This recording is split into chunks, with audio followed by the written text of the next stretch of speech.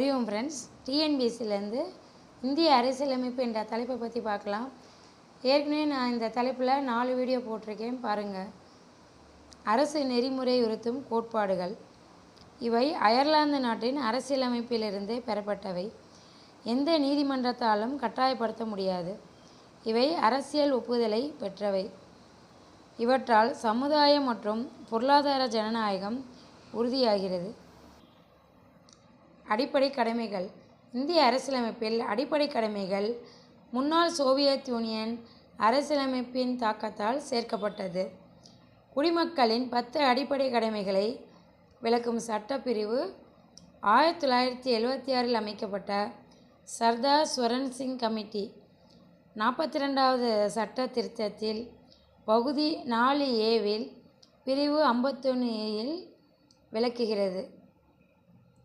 11வது அடிப்படை கடமை உள்ள சட்டப்பிரிவுன்னு பார்த்திங்கன்னா 86வது சட்ட திருத்தம், அதாவது 2002 படி 51A கீழ் மக்கள் 6 முதல் 14 வரை உள்ள குழந்தைகள் அனைவருக்கும் கல்வி பெறும் வாய்ப்பை ஏற்படுத்தி தர வேண்டும். மத்திய மாநில அரசுகளுக்கிடையேயான அதிகார பகிர்வை கூறும் பகுதினா இந்திய அரசியலமைப்பின் 7வது அட்டவணை. அவை மத்திய பட்டியலில் 97 அதிகாரம், மாநில பட்டியலில் 66 அதிகாரங்கள், பொது பட்டியலில் 47 அதிகாரங்கள் இருந்தன. 1976இல் 42வது சட்ட திருத்தம் மாநில பட்டியலிலிருந்து கல்வி, காடுகள், எடை மற்றும் அளவுகள், பறவைகள், வனவிலங்குகள் பாதுகாப்பு, பிற நீதிமன்றங்களின் நீதி நிர்வாகம் என 5 துறைகளை பொது பட்டியலுக்கு மாற்றியது. தற்போது மத்திய பட்டியலில் 100 துறைகள் உள்ளன. மாநில பட்டியலில் 61 துறைகள், பொது பட்டியலில் 52 துறைகள் உள்ளன. இது ரொம்ப இம்பார்ட்டன்ட் கைஸ்.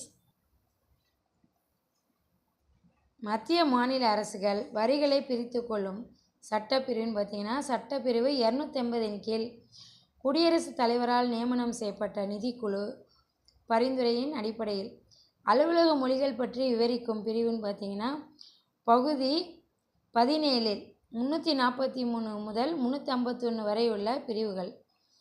அரசியலமைப்பின் 8வது அட்டவணையில் முதலில் 14 மொழிகள் அங்கீகரிக்கப்பட்டன.